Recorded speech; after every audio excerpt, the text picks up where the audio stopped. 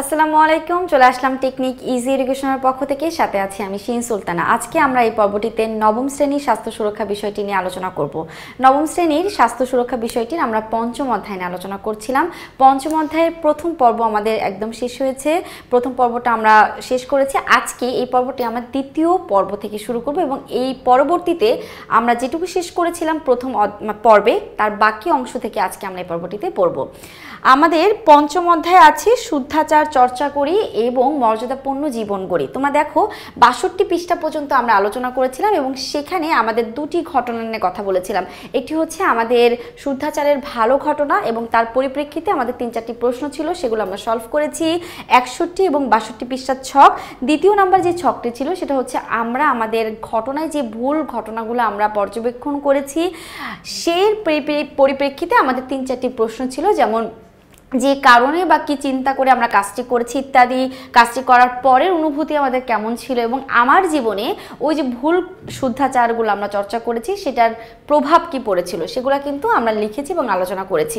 তারপরে দেখো ৬২ পৃষ্ঠায় আমরা যেটা পড়েছি যে আমরা আমাদের ব্যক্তিগত দুটি ঘটনা নিয়ে আমরা আলোচনা করেছি, প্রশ্ন করেছি। এখন এই ঘটনা শুধু নিজেদের না, এমন আশেপাশে অনেক ঘটনা আছে, যেমন আমরা শ্রেণীতে কখনো ভুল কাজ করেছি বা যেটা আমাদের করা উচিত হয়নি, বা পরিবারের সঙ্গে আমরা কখনো মিথ্যা কথা বলেছি, বা অন্য কোনো মানুষের সঙ্গে আমরা খারাপ কোনো আচরণ করেছি। সেইগুলা যে জিনিসগুলো আসলে আমি ছাড়া কেউ জানে না, এই ধরনের প্রশ্ন তোমাদের কাছে জানতে চেয়েছে যে কাজগুলো আমি বিব্রত বোধ করি, অর্থাৎ যে কাজগুলো করাতে তুমি নিজেকে নিজের কাছে অস্বস্তিতে প্রমাণ করছো বা অস্বস্তি লাগছে বা তুমি নিজেই বিব্রত বোধ সৃষ্টি হচ্ছ, সেটা শ্রেণীতে হতে পারে বা বিদ্যালয়ে হতে পারে বা হতে পারে তোমার পরিবারের সঙ্গে বা অন্য কারোর সঙ্গে। তো এখন আমরা যেটা আলোচনা করব সেটা হচ্ছে আমাদের ৬৩ পৃষ্ঠা। ৬৩ পৃষ্ঠা আমরা ছক আলোচনা করব। তোমরা সব প্রত্যেকে একটু বই বের করে এবং দেখবে। দেখো এখানে ফার্স্টে আমরা যে ছকটা পূরণ করব সেটা হচ্ছে শ্রেণীতে এবং বিদ্যালয়ে। এখানে আমাদের সঙ্গে কোনো ধরনের ব্যতিক্রম বা বিব্রত বোধ কোনো ঘটনা ঘটেছে কিনা সে বিষয়ে। আচ্ছা, তো যদি আমরা ছকে চলে যাই, ছকটা হচ্ছে দেখো এখানে তোমরা প্রত্যেকে দেখতে পাচ্ছ শ্রেণী ও শ্রেণীতে এবং বিদ্যালয়। এখানে যদি কোনো ঘটনা ঘটে থাকে সেটা হচ্ছে শ্রেণীতে স্যার একদিন একটা একক কাজ করতে দিয়েছিলেন। তিনি প্রথমেই বলে দিয়েছিলেন আমরা কেউ যেন কারো কাজ না দেখি এবং সম্পূর্ণ নিজের বুদ্ধিকে কাজে লাগিয়ে কাজটি করি। অর্থাৎ শিক্ষক শ্রেণীতে একটা কাজ দিয়েছেন, একক কাজ, যেটা তোমাকে নিজে করতে হবে এবং কাজটি যেন সম্পূর্ণ নিজে নিজে করি, কারোর খাতা দেখে বা কারোর কাছ থেকে শুনে যেন আমরা কাজটা না করি। এর জন্য স্যার পুরস্কারও দিবেন। অর্থাৎ আমরা যদি নিজে নিজে কাজ করি এবং আমাদের কাজটি যদি ভালো লাগে, স্যার অবশ্যই সেই কাজের জন্য আমাদেরকে পুরস্কার দিবেন। এটা স্যার শুরুতেই বলে দিয়েছিলেন। কিন্তু এর পরবর্তীতে আমি সামনের ও পেছনের সহপাঠীদের খাতা লক্ষ্য করে আইডিয়া নিয়ে আমার কাজটি সম্পূর্ণ করে জমা দিই। খাতা যাচাইয়ের পর আমার কাজটির জন্য স্যার আমাকে পুরস্কার প্রদান করেন, যা ভাবলে এখন আমি বিব্রত বোধ করি। আচ্ছা, তো এটা আমরা শ্রেণীতে এবং বিদ্যালয়ে আমাদের দ্বারা কিছু ভুল হয়েছে, সেটা হচ্ছে প্রথমেই ক্লাসে স্যার এসে আমাদেরকে একটা কাজ দিয়েছেন যেটা তোমাকে নিজে একা করতে হবে এবং পরবর্তীতে বলেছেন এটা যেন আমরা কারোর সহযোগিতা না নিয়ে নিজে থেকে নিজের বুদ্ধি খাটিয়ে যেন সেই কাজটি শেষ করি, যে কাজের জন্য স্যার আমাদেরকে পুরস্কৃত করবেন। কিন্তু পরবর্তীতে সে কি হয়েছে, সে সামনের এবং পিছনের সহপাঠীদের কাছ থেকে দেখি এবং কিছুটা আইডিয়া নিয়ে সে লিখেছেন, তার কাজটি ভালো হয়েছে এবং স্যার থেকে পুরস্কারও দিয়েছেন। কিন্তু সে যদি ওই ঘটনাটা এখন চিন্তা করে যে আসলে আমি কাজটা এরকম করেছিলাম, স্যার বলার পরেও আমি দেখে দেখে লিখেছি, অন্যজনের সহযোগিতা নিয়েছি, এই কাজটার জন্য সে নিজের কাছে নিজেকে খুব অস্বস্তিতে ভোগ করে এবং তার খুবই খারাপ লাগে এবং সে নিজেকে খুবই বিব্রত বোধ চিন্তা করে। তো এটা হচ্ছে শ্রেণীতে এবং বিদ্যালয়ের একটি ঘটনা। এমন ঘটনা যদি আমরা আমাদের পরিবারের কোনো কারোর সঙ্গে ঘটনা ঘটায় থাকি, সেই বিষয়ে কিন্তু আমাদের একটা প্রশ্ন আছে। যেমন এখানে আমাদের যে পেজ ৬৩ পৃষ্ঠা, ৬৩ পৃষ্ঠার মাঝখানে আছে পরিবার, তাই না? পরিবারে যদি আমাদের সঙ্গে এই ধরনের কোনো ঘটনা ঘটে সেক্ষেত্রে আমরা কেমন লিখতে পারি বা কি হতে পারে। যেমন ধরো এটা এখানে দেওয়া আছে, আমার বাবা মা একদিন আমাকে বাসায় একা রেখে চিকিৎসা নিতে ডাক্তারের কাছে যান। আমি আমার পার্শ্ববর্তী এক বন্ধুকে ডেকে নিয়ে খেলার সময় বাবার পছন্দের একটি কাচের শোপিস ভেঙে ফেলেছি। বাসায় সন্ধ্যায় বাসায় ফিরে বাবা মা এটি ভেঙে যাওয়ার কারণ জিজ্ঞেস করলে আমার বন্ধু খেলতে গিয়ে ভেঙেছে বলে জানায়। এই ঘটনাটির জন্য এখন আমি বিব্রত বোধ করি। অর্থাৎ বাবা মার কাছে সে মিথ্যা কথা বলেছে, তার বাবার খুবই পছন্দের একটি জিনিস সে ভেঙে ফেলেছে, কিন্তু বাবা মা জিজ্ঞেস করার পরে সে দোষটা চাপিয়ে দিয়েছে বন্ধুর ঘাড়ে, যে তার বন্ধু এটা ভেঙে ফেলেছে। তো এই ধরনের ঘটনাটা ঘটার পরে পরবর্তীতে সে নিজে নিজে খুবই মন খারাপ করছে যে তার এই কাজটা করা উচিত হয়নি। অর্থাৎ তার মনে সে নিজেকে খুবই খারাপ বা অপরাধী মনে করছে যে সে তার বাবা মার কাছে মিথ্যা কথা বলেছে। আচ্ছা, এই একটা ঘটনা, আমরা আমাদের পরিবারে এরকম আরও বহু ঘটনা হতে পারে, এটা শুধুমাত্র একটি উদাহরণ। তোমরা চাইলে তোমাদের জীবনে বা পরিবারে এরকম কোনো ঘটনা কখনো ঘটেছে কিনা সেটা অবশ্যই তোমরা তোমাদের মতো করে লিখবে।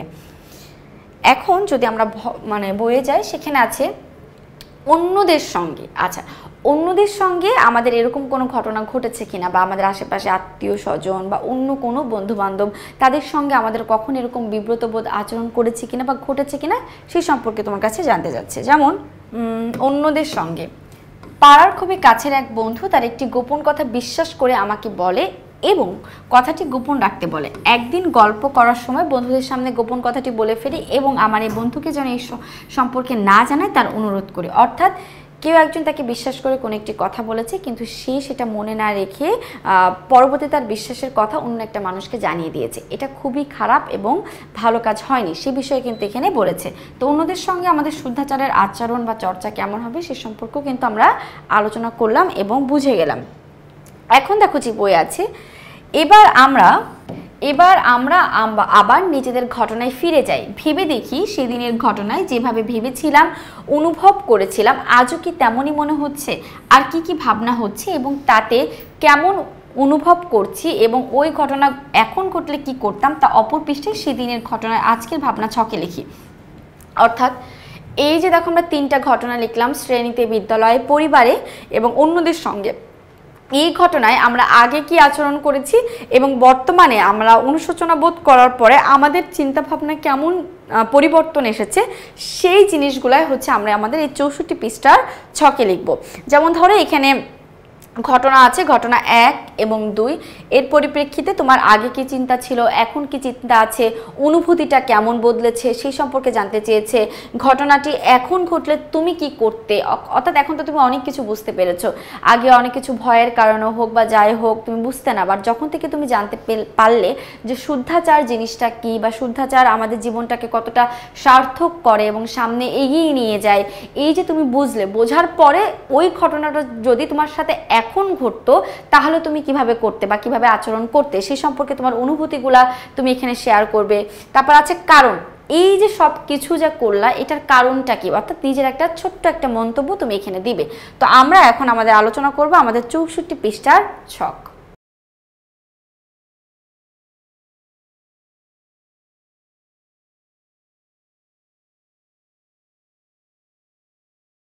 এখানে এই যে আমাদের দেখো সেই দিনের ঘটনায় আজকের আমার ভাবনা, তাই না? দেখো ঘটনা 1, সেদিন যেভাবে চিন্তা করেছি এখনো বিষয়টা সেভাবে চিন্তা করছি। যেমন অনুভূতি কি হতে পারে, ঘটনাটির জন্য এখন আনন্দ বোধ করি এবং নিজের সত্যতার জন্য গর্ব করি। এই যে ঘটনাটা আমরা গত পর্বে আলোচনা করেছিলাম, যেমন ধরো মানিব্যাগ, যে একজন ব্যক্তির মানিব্যাগ হারিয়ে গিয়েছিল, তুমি রাস্তায় ওটা কুড়িয়ে পেয়ে পরবর্তীতে তুমি দেওয়ালে বা গ্রামের সকল জায়গায় পোস্টার লাগিয়ে তুমি যে হচ্ছে ওই মানিব্যাগের আসল মালিককে তুমি তার মানিব্যাগটা ফিরিয়ে দিয়েছো, সেই ঘটনার পরিপ্রেক্ষিতেই তোমার কাছে কিন্তু এই 64 পৃষ্ঠার ছকটা আমরা পূরণ করছি।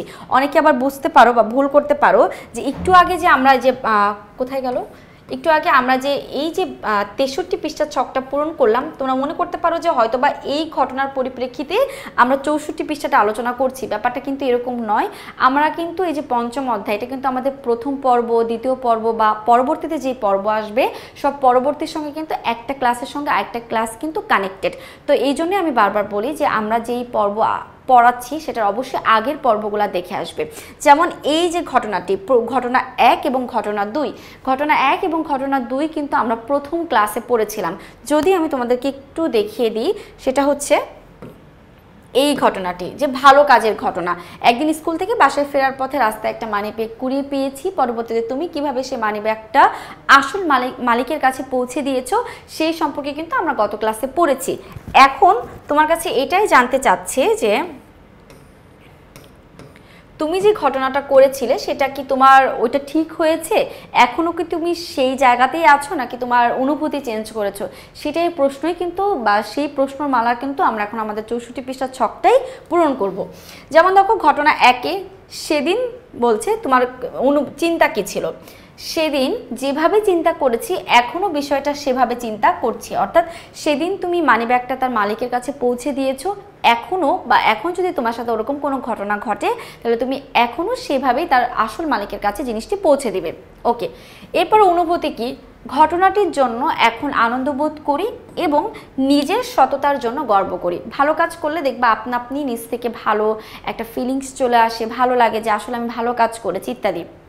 মানুষ তোমাকে ভালো জানে, তখন মানুষ তোমাকে আরো অনুপ্রেরণা দেয়, উৎসাহিত করে, ঠিক তেমন তখন এই ধরনের কাজ করতে তোমার আরো বেশি আগ্রহবোধ জাগবে।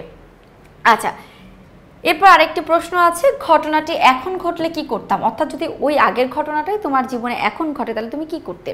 ঘটনাটি এখন ঘটলে আমি আগের কাজটিই করতাম, অর্থাৎ আগে যেমন ভালো কাজ করেছি এখনো ঠিক সেই কাজটিই করতাম। এরপরে কারণ কি, অর্থাৎ তুমি এই কাজগুলো কেন করেছো, এটার কারণ কি, বিশেষ কারণ কি, সেটা হচ্ছে সবসময় একজন সৎ ভালো মানুষ হিসেবে বাঁচতে চাই। আমি আবারও বলছি, আমাদের এই সম্পূর্ণ অধ্যায়টা হচ্ছে শুদ্ধাচার চর্চার বিষয়। শুদ্ধাচার জিনিসটা হচ্ছে ভালো কাজ করা, ভালো আচরণ করা, যেটা নিজের ভালো হবে, অন্যের ভালো হবে, এই দিকগুলাই দেখা। তো এটাই বলছে যে শুদ্ধাচার চর্চা করে সবসময় একজন ভালো সৎ মানুষ হিসেবে বাঁচতে চাই, এটাই আসলে চাই বা এটাই করা।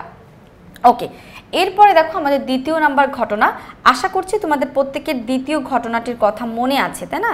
দ্বিতীয় ঘটনাটি হচ্ছে আমাদের কেমন বা আমরা দ্বিতীয় ঘটনাটি ছিল ভুল করে ফেলেছি সেই বিষয়ে, তাই না?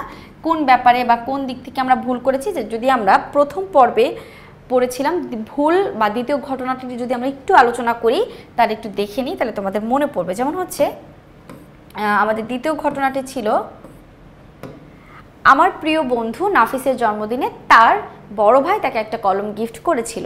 তো ভুল ক্রমে বা ভুল হয়ে তার কলমটি ওর বন্ধুর বইয়ের মধ্যে চলে যায়। পরবর্তীতে তার বন্ধু নাফিস অনেক কলমটি খোঁজাখুঁজি করার পরও যখন পায় না, বন্ধুকে জিজ্ঞেস করে যে তার কলমটি সে দেখেছে কিনা, কিন্তু বন্ধু বলে যে দেখেনি। অর্থাৎ সে ভুল বুঝবে বিধায় বা তাকে সন্দেহ করতে পারে বিধায় সে আসলে সত্য কথাটা সেই মুহূর্তে বলতে পারেনি যে তার কলমটি তার বইয়ের মধ্যে আছে। যাই হোক, সে এই ঘটনাটির জন্য নিজেকে এখনও অপরাধী মনে করে, এখনও হচ্ছে নিজেকে নিজের কাছে খুব বিব্রত বোধ মনে করে। যদি এখন আমরা সেই দ্বিতীয় ঘটনা নিয়ে প্রশ্ন করি বা প্রশ্ন তুলি, যে ছকগুলো আমাদের বইয়ে দেওয়া আছে, তাহলে আমরা কিভাবে দিতে পারি একটু দেখি।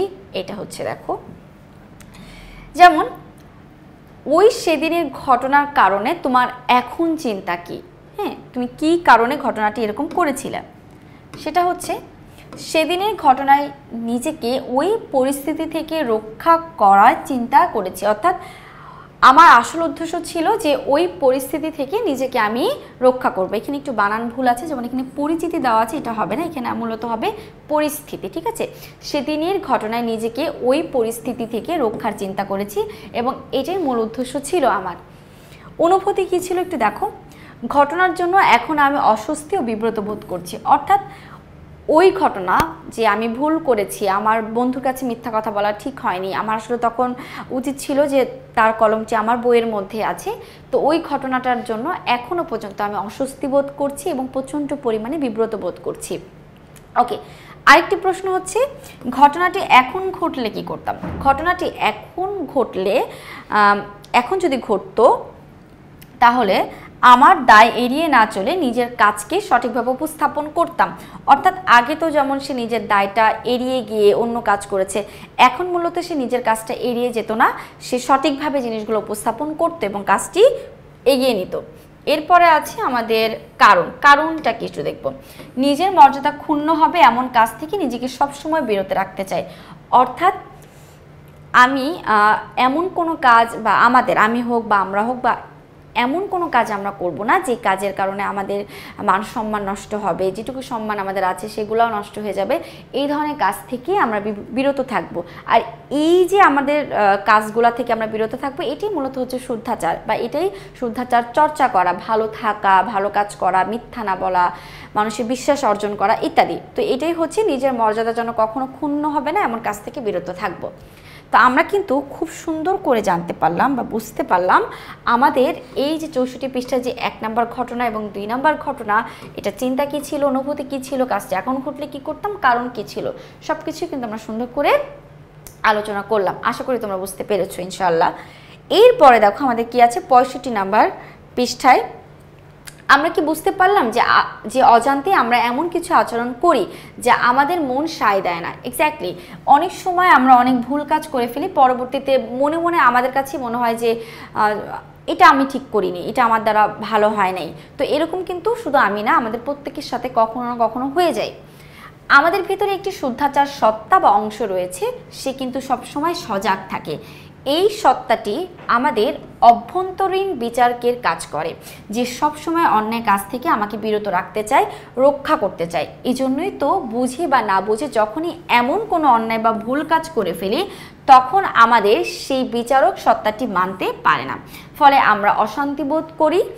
কেউ না জানলেও বা না বুঝলেও আমরা নিজের কাছে নিজে ছোট হয়ে যাই। এর কারণ হলো আমরা সবসময় একজন সৎ, দায়িত্বশীল ও ভালো মানুষ হয়ে সবার মাঝে সম্মান নিয়ে বাঁচতে চাই। আশা করি তোমরা এগুলো খুব সহজ কথোপকথন, হ্যাঁ, সহজ জিনিস, সেজন্য আমি বেশি ক্ল্যারিফাই করে বোঝাচ্ছি না। আশা করি তোমরা বুঝতে পেরেছো। এরপর দেখো কি বলেছে আমাদের, বিষয়টি খুব গভীর এবং একাধারে মজার না। আমরা কি নিজের ভেতরে বিচারকের সামনে ছোট হয়ে থাকতে চাই, নাকি মাথা উঁচু করে থাকতে চাই, যাতে নিজেই নিজেকে সম্মান করতে পারি ভালো কাজের জন্য? ওকে, আমরা যদি নিজেদের ব্যাপারে আরও সচেতন হই, তাহলে কিন্তু এই বোধ শক্তিকে কাজে লাগিয়ে আমরা নিজেদের চিন্তায়, কাজে শুদ্ধতার চর্চা করতে পারি। আমাদের কাজ ও চিন্তা যেন সহজ ও স্বচ্ছ হয়, কারো ক্ষতির কারণ না হয়। আমরা নিজেরাই যেন সে ব্যাপারে সজাগ থাকি। এই বিষয়গুলো সম্পর্কে আমাদের শুদ্ধাচার সত্তা সচেতন করে দেয়, যাকে আমরা বিবেক বলে থাকি।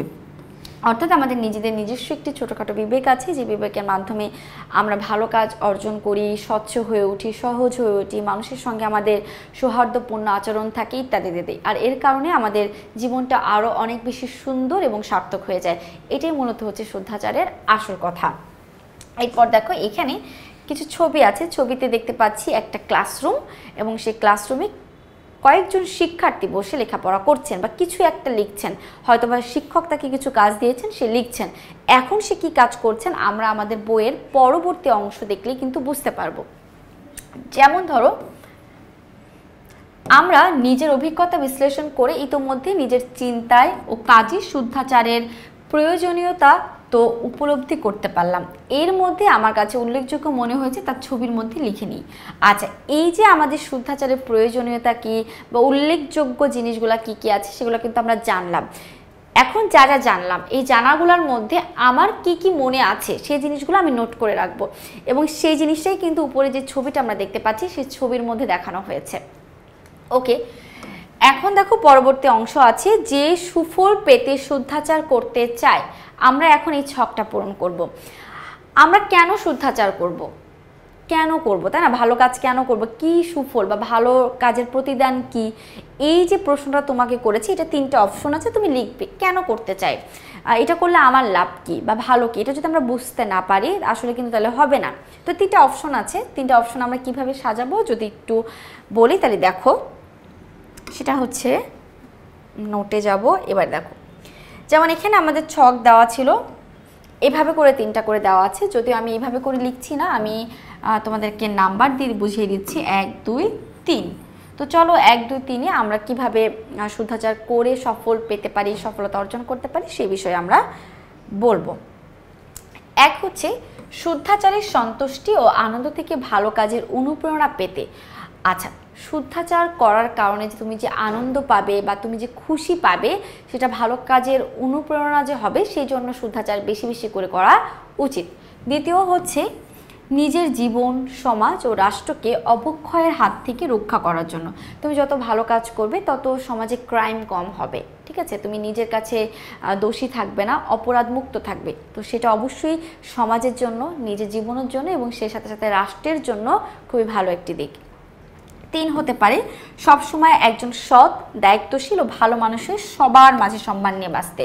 সম্মান নিয়ে কে না বাঁচতে চাই? যখন আমরা ভালো কাজ করব তখনই তো হচ্ছে ভালো কাজের প্রতিদান আমরা মানুষকে দ্বারা পাবো। তো আমরা কিন্তু তিনটা অপশন দেখতে পেলাম এবং 3টা অপশনে আমরা কিভাবে শুদ্ধাচার অর্জন করলে আমরা পাবো বা এগুলো সুফল কিভাবে আসবে সেগুলো কিন্তু লিখলাম। এখন কথা হচ্ছে, তোমাদের কাছে যদি আরও মনে হয় যে তোমরা এই 3টা বাদে শুদ্ধাচারের জন্য তোমরা আরও অনেক ব্যতিক্রম সুফল পেতে পারো, সেটা অবশ্যই তোমরা তোমাদের মতো করে লিখে রাখবে, সাজাবে। তো যাদের এই মুহূর্তে যেটা মনে পড়ছে সেটা অবশ্যই তোমরা কমেন্ট সেকশনে লিখবে। আচ্ছা, এরপর দেখো আমাদের বইয়ে কি আছে একটু দেখি। তাহলে এবার চলো নিজেদের জায়গা থেকে আমরা কোনো ক্ষেত্রে চর্চা করতে পারি বলে মনে করি তা খুঁজে দেখি। এর জন্য আমরা নিজেদের মতো করে চিন্তা করব এবং প্রত্যেকে 2টি করে শুদ্ধাচারের ক্ষেত্র বা বিষয়ের উল্লেখ করে একটা ছোট কাগজে লিখব। এরপর সেগুলো দিয়ে সবাই মিলে একটি বুলেটিন বোর্ড তৈরি করব। আমাদের হয়তো অনেক ক্ষেত্রে শুদ্ধাচার করার সুযোগ রয়েছে যা আমরা খেয়াল করিনি, সেসব ক্ষেত্র সম্পর্কে জানতে পারবো। আর এর মধ্য থেকে নিজেদের সুবিধা মতো ক্ষেত্র বেছে নেব যেখানে আমরা নিজেদের পরিবর্তন আনতে চাই, শুদ্ধাচার চর্চা করতে চাই। আচ্ছা, মূলত এখন আমরা একটা বুলেটিন বোর্ড তৈরি করব। এখানে আমাদের বইয়ে একটা ছবি দেওয়া হয়েছে, এটাই মূলত হচ্ছে একটি বুলেটিন বোর্ড। তোমরা যতগুলো শিক্ষার্থী আছো, সহপাঠীরা তোমরা যারা আছো, প্রত্যেককে এক একটা জিনিস করে লিখবে। লেখার পরে তোমাদের বিদ্যালয়ে বা শ্রেণীকক্ষে যদি কোনো বুলেটিন বোর্ড থাকে ভালো, তোমরা তোমাদের মতামতগুলো সেখানে লিখে পাঠাবে বা লিখে দিবে। যদি না থাকে কোনো বুলেটিন কার্ড, তাহলে সেক্ষেত্রে হচ্ছে তোমরা সেটা তৈরি করবে ফ্রেন্ডসরা মিলে। এটাই হচ্ছে তোমাদের কাজ। মূলত এটা আমাদের দলগত কাজ, এটা তোমাদের স্কুলে বা বিদ্যালয়ে এই কাজগুলো কিন্তু করতে হবে। আচ্ছা, আমরা যদি পরের পাতা যাই, পরের পাতায় আমাদের কি বলা আছে সেটা নিয়ে একটু আমরা দেখব। অনেকেই শুদ্ধাচারকে শুধু টাকা পয়সা বা সম্পদের সঙ্গে সম্পৃক্ত করে চিন্তা করে থাকেন। আসলে কি তাই? আসলে আমার কাছে মনে হয় সেই জিনিসটা নয়। শুদ্ধাচার কখনোই সম্পত্তির সঙ্গে তুলনা করা যায় না বা আশেপাশেও নয়। আমরা নিজেদের কাজে কি তেমন দেখলাম? নিজে অন্যায় কাজ না করা, অন্যায় সুবিধা ভোগ না করা এবং অন্যায় কাজে অন্যকে সমর্থন না দেওয়া ও অন্যায় হতে দেখলে সচেতন করা বা যাতে অন্যায় সংঘটিত হতে না পারে তার জন্য প্রয়োজনীয় ব্যবস্থা গ্রহণের উদ্যোগ নেওয়া, নিজের সুবিধার জন্য কোনো তথ্য গোপন না করা ও অসত্য তথ্য সংযোজন করা থেকে বিরত থাকা, এসব আচরণই শুদ্ধাচারের অন্তর্ভুক্ত। অর্থাৎ আমাদের যে সকল আচরণ নৈতিকতা, কর্তব্যবোধ ও সততা দ্বারা পরিচালিত সেগুলোই হচ্ছে শুদ্ধাচার। শুদ্ধাচার কখনো টাকা পয়সা দিয়ে কেনা যায় না এবং এটা কখনোই টাকা পয়সার সঙ্গে লেনদেন নয়। নৈতিকতা, কর্তব্যবোধ এবং সততা এই জিনিসটাই হচ্ছে আমাদের শুদ্ধাচারের অংশ। ওকে, আমরা তাহলে বুঝতে পারছি শুদ্ধাচার আমাদের সচেতনতা ও চিন্তার দ্বারা প্রভাবিত হলেও তার প্রকাশ করি আমরা আমাদের আচরণ দিয়ে। এবার আমরা দলগত আলোচনার মাধ্যমে শুদ্ধাচারের ক্ষেত্রগুলো বিবেচনা করে কিছু সামঞ্জস্যপূর্ণ আচরণ নির্বাচন করব। এখন আমরা কিছু আচরণ করব বা নির্ধারণ করব যেটা আমরা মানসিকভাবে সুস্থ থাকতে পারবো এবং সকল মানুষের সঙ্গে ভালো এবং সৌহার্দ্যপূর্ণ আচরণ তৈরি করতে পারবো। আচ্ছা, দেখো এখানে একটা ছক আছে এবং এই ছকে তারা কিছু লিখে দিয়েছে। কাজটা কি আমরা এটা নিয়ে একটু আলোচনা করি। যেমন দেখো, শুদ্ধাচারের অভাবে আমরা মানসিক শক্তি ও দৃঢ়তার অভাব বোধ করি। এক্স্যাক্টলি, যত তোমার কাছে যদি মানুষকে নিয়ে ভালো চিন্তায় না থাকে, ভালো কাজ করার প্রবণতায় না থাকে, তাহলে তুমি কিন্তু ধীরে ধীরে মানসিক শক্তি হারিয়ে ফেলবে। দেখবা তুমি কোথাও শান্তি পাচ্ছ না। এরকম অন্য কাউকে বুঝতে দিতে না চাইলেও নিজের মধ্যে এক ধরনের অস্বস্তি, এক ধরনের অশান্তি, এমনকি কখনো কখনো অপরাধ বোধের জন্ম তৈরি হয়ে থাকে। নিজেদের মনে শুদ্ধাচারের যে সন্তুষ্টি ও আনন্দ অনুভূতি হয় তা আমাদের ভালো কাজের অনুপ্রেরণা দেয়। অবশ্যই তুমি যখন ভালো কাজ করবে, যখন মানুষকে খুশি দিবে, মানুষকে ভালো কাজের দিকে অনুপ্রেরণা করবে, তখন অবশ্যই তোমার ভালো লাগবে। আমরা ভালো ও কল্যাণমূলক কাজ করতে পারি। নিজেদের প্রতি এমন বিশ্বাস বাড়ায়, নিজের প্রতি শ্রদ্ধাবোধ বাড়ায়। আমাদের নিজেদের দ্বারা যেন কোনো অকল্যাণ না হয় সেদিকে আমাদের প্রচণ্ড পরিমাণে খেয়াল রাখতে হবে, এমন দায়িত্ববোধ জন্মায়। নিজের মর্যাদা ক্ষুণ্ণ হয়, অর্থাৎ নিজের মর্যাদা আমরা যেন কখনো নিজে থেকে নিচে না নামাই, এমন কাজ থেকে আমাদের অবশ্যই বিরত থাকতে হবে। অন্যদিকে যখন নিজের চিন্তায়, কথায়, কাজে সততা বজায় রাখতে সচেতন থাকি না, তখন নিজেকে সম্মান করতে পারি না, অন্যের অন্যায় কাজের প্রতিবাদ করতে সাহস পায় না, এতে আমাদের মূল্যবোধ ক্ষতিগ্রস্ত হয়, আত্মসম্মানবোধ নষ্ট হয়, যা অন্যদের সঙ্গে যোগাযোগের ক্ষেত্রে এবং সিদ্ধান্ত নেওয়ার ক্ষেত্রে বিভিন্নভাবে নেতিবাচক প্রভাব ফেলে। তো আমরা আমাদের শুদ্ধাচারের যে ক্ষেত্রগুলো, সেই ক্ষেত্রগুলো কিন্তু আমরা বুঝতে পারলাম যে আসলে আমাদের ভালো কাজ করতে গেলে কি করা উচিত, আমাদের কতটুকু দায়িত্ববোধ থাকতে হবে, কতটুকু কর্তব্য থাকতে হবে, যাতে করে আমরা আমাদের জীবন আরও বেশি সার্থক করতে পারি। ওকে, এরপর দেখো নিচে, এবার নিজের মতো করে আমরা 10টি আচরণ বেছে নিব। আমরা শুদ্ধাচার কি এটা জানলাম, শুদ্ধাচারের ক্ষেত্রগুলো জানলাম, এটার ইতিবাচক নেতিবাচক দিকগুলো জানলাম।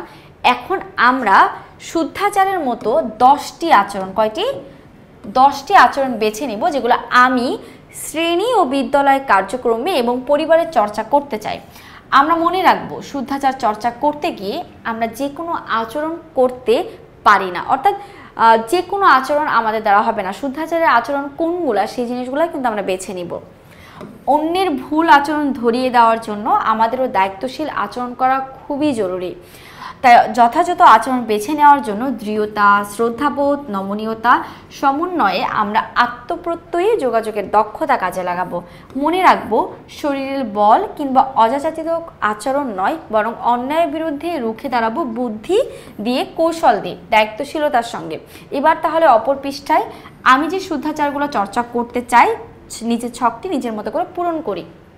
আচ্ছা, কখনো কোনো সময় অন্যায়ের প্রতিবাদ করতে গেলে সেখানে চিল্লায় পাল্লা না করে, শারীরিক বল না দেখিয়ে, মারামারি না করে, বুদ্ধি দিয়ে তাকে মূলত বোঝানোর চেষ্টা করা এবং সেখানে প্রতিবাদ করা। এটাই কিন্তু এই মুহূর্তে বলা হয়েছে যে শুদ্ধাচার করতে গেলে মারামারি করে, গালিগালাজ করে, এই জিনিসগুলো কখনো করে শুদ্ধাচার করা যায় না। শুদ্ধাচার অবশ্যই করতে হবে বুদ্ধি দিয়ে এবং কাজে লাগিয়ে, যেটা নিজের যেন ক্ষতি না হয় এবং অপর যে মানুষ তাকে, মানে তার যার প্রতি তুমি আচরণটা দেখাচ্ছ, তার যেন কখনো ক্ষতি না হয়। এখন আমরা 10টি আচরণ বেছে নিব যে কাজটা করে আমরা শুদ্ধাচার করতে পারি। ঠিক আছে, এটাই হচ্ছে আমাদের পরের পৃষ্ঠার ছকের আলোচনা। এই যে দেখো, সেটা হচ্ছে আমাদের 68 পৃষ্ঠার ছক। এখানে আমরা 10টি আচরণ লিখব। আমি যে শুদ্ধাচারগুলো চর্চা করতে চাই সেগুলো লিখে রাখতে হবে। যেমন ধরো এখানে নাম্বার দিতে হবে 1 2 3 4 5, ঠিক এভাবে করে করে 10টি আছে। এই 10টিগুলো আমাদের একটা একটা করে লিখতে হবে। তো চলো যদি আমরা লিখি, তাহলে এটা আমরা কিভাবে লিখতে পারি। বড়দের সম্মান ও ছোটদের শ্রদ্ধা করতে চাই।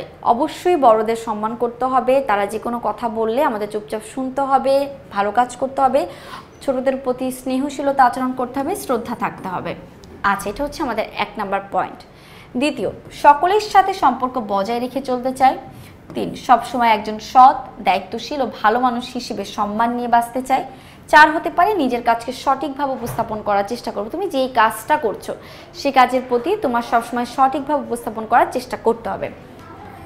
অন্যের কাজকে কখনো নিজের বলে দাবি করব না। অন্যের কাজকে কখনো নিজের বলে দাবি করা, এটা এক ধরনের ক্রাইম। এই কাজটা আমরা কখনোই করব না। তুমি যেটা কাজ করেছো অবশ্যই তুমি সেই কাজের জন্য ক্রেডিট নেবে, অন্যের কাজের জন্য তুমি ক্রেডিট নিতে যাবে না। এটা আসলেই অপরাধমূলক একটি কাজ। 6, নিজের মর্যাদা ক্ষুণ্ণ হবে এমন কাজ থেকে বিরত থাকতে চাই। মোটামুটি একটা বয়সে গেলে আমরা কিন্তু ভালো মন্দ বুঝতে পারি এবং জাজ করতে পারি। তো এমন কোনো কাজ করব না যেটা আমার সাথে যাচ্ছে না বা আমার পরিবারের সঙ্গে যাচ্ছে না, সেই কাজ থেকে আমরা বিরত থাকবো এবং বোঝার চেষ্টা করব। 7 হতে পারে নির্দিষ্ট সংস্কৃতি, রীতিনীতি, ঐতিহ্য, মূল্যবোধ সংরক্ষণ সহ সাংস্কৃতিক দৃষ্টিভঙ্গির প্রতি সম্মান প্রদর্শন করব। এখানে মূলত আমাদের ধর্মাবলীর কথা বলেছে। তুমি যেই ধর্মাবলীতে থাকো না কেন, যেই সংস্কৃতিতেই থাকো না কেন, তোমার সকল রীতিনীতি, নিয়ম কানুন, ঐতিহ্য, মূল্যবোধ যা আছে সেগুলো তুমি সংরক্ষণ করবে, সেগুলো মেনে রেখে তুমি সামনের দিকে শুদ্ধাচারের প্রতি এগোবে। উল্টা পথে গেলে তোমার অবশ্যই মান মর্যাদা নষ্ট হবে। 8, কারো গোপন কথা জানলে তা গোপন রাখবো, এমনকি সম্পর্ক নষ্ট হয়ে গেল তা অন্যকে বলবো না। আমরা এই ধরনের ভুল আসলে ম্যাক্সিমাম করে থাকি। দেখা যায় যে আমাদের কারোর সঙ্গে যখন খুব ভালো সম্পর্ক থাকে, তখন এটা আমাদের আত্মীয় স্বজন হতে পারে, বন্ধু বান্ধব হতে পারে, ইত্যাদি ইত্যাদি ইত্যাদি। তখন দেখা যায় যে আমরা আমাদের কিছু গোপন কথা তার কাছে শেয়ার করি। হঠাৎ করে ভুল সম্পর্ক বা খারাপ সম্পর্ক হয়ে গেলে আমরা তার সম্পর্কে ওই কথাগুলো অন্য কাউকে বলে দিই। তো এখানে তোমাদের শুদ্ধাচার জিনিসটা হচ্ছে যখনই এই ধরনের কোনো সিচুয়েশনে পড়ো না কেন তুমি যা জানো এটা অবশ্যই গোপন রাখতে হবে। যদি তার সঙ্গে সম্পর্ক নাও থাকে সেটাও তোমাকে গোপন রাখতে হবে। এরপরে দেখো 9 নাম্বার পয়েন্ট আছে, কারো বিষয়ে অযাচিত বা অসত্য মন্তব্য করতে চায় না। যেটা সত্য না বা যেটা তুমি জানো না সেই ধরনের মন্তব্য কোনো মানুষকে নিয়ে উল্টাপাল্টাভাবে এগিয়ে দেওয়া যাবে না বা বলা যাবে না, এটা কখনোই সুন্দর হয় না। লাস্ট অপশন যেটা হচ্ছে, কেউ কোনো কিছু পেরে তার পাওনা ঠিকমতো বুঝিয়ে দিতে হবে। অর্থাৎ তোমার কাছে যদি কেউ কোনো কিছু পায়, টাকা পয়সা হতে পারে বা যে কোনো জিনিস ইত্যাদি ইত্যাদি, অবশ্যই তার পাওনা তাকে সঠিক সময় পৌঁছে দিতে হবে। এই জিনিসগুলাই হচ্ছে মূলত শুদ্ধাচার। এখানে আমরা 10টা শুদ্ধাচার নিয়ে আলোচনা করেছি। তোমাদের কাছে যদি এর বাইরেও নতুন বা অন্য কোনো শুদ্ধাচারের কথা মনে পড়ে যায় বা কোনো পয়েন্ট যদি তুমি এখানে অ্যাড করতে চাও তাহলে অবশ্যই তুমি সেই পয়েন্টগুলো কিন্তু অ্যাড করতে পারবে। আচ্ছা, তো আমরা যদি বইয়ে যাই, আমরা যদি বইয়ে গেলে আমরা কিন্তু এটা কিন্তু আলোচনা করলাম। এখানে কিছু লেখা আছে, আমরা এটা একটু পড়ি। আমরা এই শিক্ষণ অভিজ্ঞতা শুরুতে নিজেদের চিন্তা থেকে শ্রেণী ও বিদ্যালয়, পরিবার ও অন্যদের সঙ্গে করা এমন আরও কিছু ঘটনা যে কাজগুলোতে আমি বিব্রত বোধ করি তা একটি ছক পূরণ করেছিলাম।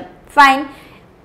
এবার এই ছকের আচরণগুলো পরিবর্তিতে উপরে 10টা আচরণ ব্যবহার করে কি কি পরিবর্তন আনতে চাই তার একটি পরিকল্পনা তৈরি করি।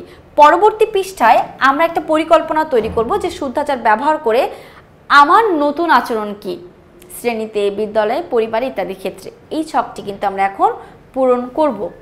ওকে, তো আমরা আমাদের এইটা কিন্তু শেষ করলাম যে শুদ্ধাচার কি। তো দ্বিতীয় পর্ব কিন্তু আমরা প্রথম পর্বের বাকি অংশ থেকে পড়ে ফেললাম। তো ইনশাল্লাহ তোমরা বুঝতে পেরেছো এবং জেনেছো। আমরা আমাদের 69 পৃষ্ঠা থেকে আমরা বাকি অংশ পড়বো, অর্থাৎ এই পুরো অধ্যায়টি আমরা তৃতীয় পর্বে শেষ করব। প্রত্যেককে ভালো থেকো, টেকনিক ইজি এডুকেশনের সঙ্গে থেকো। আল্লাহ হাফিজ।